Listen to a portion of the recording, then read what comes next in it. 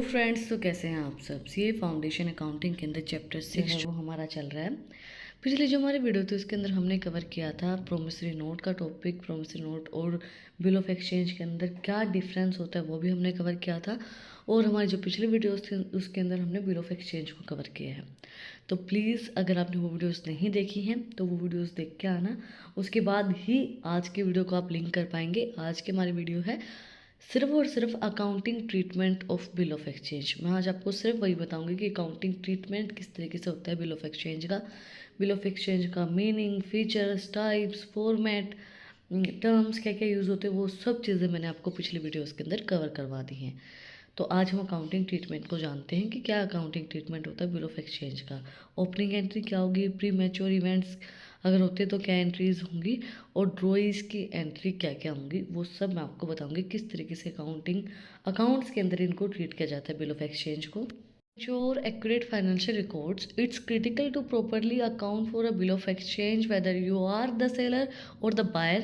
The accounting entries will depend on how the bill is managed before its due date. Here is how to handle it. देखो, accurate financial record को जानने के लिए हमें properly bill of exchange की entries को करना होगा। भाई सेलर की किस तरीके से एंट्री हम करेंगे, बायर की किस तरीके से करेंगे, तो वो एंट्री डिपेंड होती है कि भाई उनकी डेट के ऊपर, बिफोर ड्यू डेट आपकी पेमेंट आई है या ड्यू डेट के बाद आई है, वो सब चीज़ें। तो हम उनको किस तरीके से हैंडल करेंगे, किस तरीके से मैनेज करेंगे।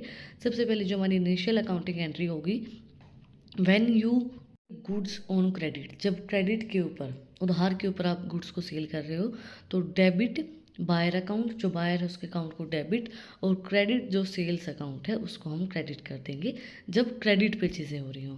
When the bill is drawn and accepted, जब बिल ड्रॉ हो गया और एक्सेप्ट किया गया है, तो इन योर ड्रॉइज बुक, जो ड्रॉइज की बुक होगी उसके अंदर डेबिट बिल रिसेबल अकाउंट, जो बिल रिसेबल अकाउंट उसको डेबिट कर देंगे, credit buyer accounts. Then in the drawee's buyer account, buyer book, जो बायर है जो खरीद रहा है उसकी बुक के अंदर क्या एंट्री होगी, डेबिट सेलर्स अकाउंट, जो सेलर अकाउंट उसको debit, credit bills payable account, जो बिल्स पेबल अकाउंट है उसको हम क्रेडिट कर देंगे। What happened before maturity, maturity से पहले क्या एंट्रीज होंगी। If you hold the bill till maturity, अगर आप अपने बिल को टिल मैच्योरिटी तक, जब तक वो मैच्योर नहीं होता तब तक उसको होल्ड करके रखते हो, तो ऑन रिसीविंग पेमेंट, जब पेमेंट रिसीव करते हो तो debit cash and bank account, जो कैश और बैंक अकाउंट उसको डेबिट कर दिया जाएगा, credit bill receivable account, bill receivable account को क्रेडिट कर दिया जाएगा। If you discount the bill with the bank, जब डिस्काउंट मिल रहा है आपको उस बिल के अंदर बैंक से, तो डेबिट बैंक अकाउंट, जो अमाउंट उसकी गेट हुई है, पे की गई है, then debit discount account, banks charge, and credit bill receivable account, जो बिल रिसेबल अकाउंट है उसको हम क्रेडिट कर देंगे।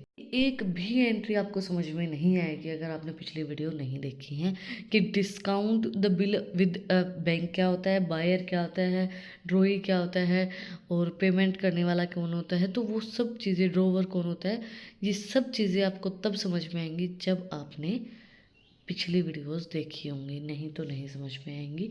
अब एक एक चीज़ मैं दोबारा इन एंट्रीज़ के साथ एक्सप्लेन नहीं कर पाऊँगी, भी थोड़ी सी चीज़ें मैं आपको एक्सप्लेन करती हूँ ताकि आपको समझ में आएगा अगर आप वो वीडियोस नहीं देख के आए हो तो। बिल ऑफ एक्सचेंज का मतलब क्या होता है, एक लीगल डॉक्यूमेंट होता है जिसको प्रिपेयर किया जाता है ट्रांजेक्शन्स को डन करने के लिए। अगर आपकी कोई पेमेंट नहीं दे रहा है तो आप एक लीगल डॉक्यूमेंट तैयार करवाते हो कि भाई आप मेरे को पेमेंट कब दोगे, तो वो वहाँ पे या तो डेट मेंशन होती है या लिखा होता है कि भाई आपको ऑन डिमांड पेमेंट मिल जाएगी, वो होता है बिल ऑफ एक्सचेंज। अब होता क्या है कि किसी ने आपको बिल ऑफ एक्सचेंज दे दिया और आपको पैसे की ज़रूरत है, तो आप क्या कर सकते हो, उस बिल ऑफ एक्सचेंज को बैंक को दे सकते हो। बैंक क्या करेगा, वो बिल ऑफ एक्सचेंज रख लेगा और आपको डिस्काउंटिंग रेट पे कैश दे देगा। अगर आपको इमीडिएट कैश की ज़रूरत है तो वो आपको कैश दे देगा। तो जब वो आपको कैश दे देगा उसके बाद जो बिल ऑफ एक्सचेंज है वो, उसकी पेमेंट आएगी जो वो फिर बैंक रखेगा। ठीक है, तो उस तरीके से होती है। और हम बिल ऑफ एक्सचेंज को ट्रांसफ़र भी कर सकते हैं। हो सकता है भाई बिल ऑफ एक्सचेंज को मैं ना पे कर पा रहा हूँ, दूसरा इंसान पे कर दे, या फिर बिल ऑफ एक्सचेंज ट्रांसफ़र किया जा सकता है, भाई मैं नहीं रिसीव कर पाऊँगा तो ये रिसीव कर लेगा। मतलब भाई अब मेरे को कैश की ज़रूरत थी, मैंने बिल ऑफ एक्सचेंज बैंक को दे दी तो बैंक रिसीव करेगा मेरी पेमेंट्स को। तो इस तरीके से बिल ऑफ एक्सचेंज काम करता है। अब आई होप आपको ये जो ट्रांजेक्शन हमने की हैं ये थोड़ी थोड़ी समझ में आ जाएंगी। इन टर्म्स और रहेगी। ड्रोवर कौन होता है? जो ड्रॉ करता है बिल ऑफ एक्सचेंज को, जो पूरा ड्रॉ करता है, पूरी टर्म्स एंड कंडीशन सब चीज़ें मेंशन करता है। देन होता है ड्रोई, जो सिग्नेचर करेगा कि मैंने बिल ऑफ एक्सचेंज को एक्सेप्ट किया है। उसके बाद होता है पे, जो उसको पे करेगा। ठीक है, अब आते हैं if endorse the bill to pay your creditors. Endorsement का मतलब क्या होता है कि अब जो बिल ऑफ एक्सचेंज होता है वो उसको इजीली ट्रांसफ़र कर सकते हैं दूसरी पार्टी तक। तो उसमें क्या होगा, पे योर क्रेडिटर्स, तो डेबिट कर देंगे हम क्रेडिटर अकाउंट को और क्रेडिट कर देंगे बिल्स रिसीवेबल अकाउंट को। टाइम ऑफ सेंडिंग, अगर आपको भेजना है तो debit bill send for collection account and credit bill receivable account. On successful collection, आपका सक्सेसफुली कलेक्शन हो गया है तो फिर डेबिट कर देंगे हम बैंक अकाउंट को, क्रेडिट कर देंगे bill send for the collection account. 3 golden rules बताए थे ना अकाउंटिंग के फर्स्ट वीडियो के अंदर, उनको प्रॉपरली ध्यान रखना क्योंकि उनसे ही आपको सारी चीज़ें समझ में आएंगी। एंट्रीज इन द ड्रोइज, मतलब बायर, ड्रोई कौन हो गया? बायर। बायर्स बुक के अंदर क्या एंट्रीज होंगी? At the time of expectations if goods were purchased, अगर गुड परचेज किए जा रहे तो debit purchase account and credit sellers account. Then to record the bill, अगर बिल्स के अंदर रिकॉर्ड करना है तो debit sellers account, seller account को डेबिट कर देंगे, और credit bills payable account. The time of payment, debit bill payable account and credit cash and bank account. Payment के टाइम पे डेबिट कर देंगे हम बिल पेबल अकाउंट को, क्रेडिट कर देंगे कैश एंड बैंक अकाउंट को। If the bill is dishonoured, if the payment is not made on the due date. Dishonoured का मतलब क्या होता है कि जो ड्यू डेट थी, जैसे मतलब मान लो 15 जून आपकी ड्यू डेट थी और उस डेट के ऊपर पेमेंट नहीं की गई तो इट मीन्स वो बिल डिसऑनर्ड कर दिया गया। तो क्या एंट्रीज होंगी?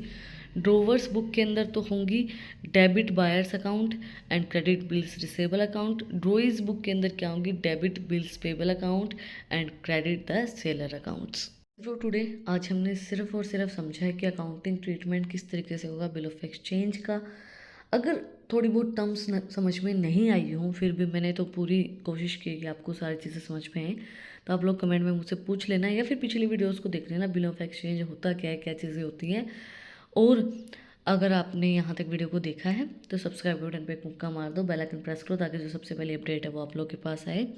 इन टॉपिक्स की पीडीएफ के लिए टेलीग्राम चैनल का लिंक डिस्क्रिप्शन में है, वहाँ पे जाके आप मुझे फॉलो कर सकते हैं। अच्छी अच्छी रील्स को देखने के लिए इंस्टाग्राम चैनल का लिंक भी डिस्क्रिप्शन में है, वहाँ पे जाके आप मुझे फॉलो कर सकते हैं। फिर मिलते हैं एक नई वीडियो के साथ, एक नए टॉपिक के साथ। Like share and subscribe. Thank you for watching my video and enjoy your life.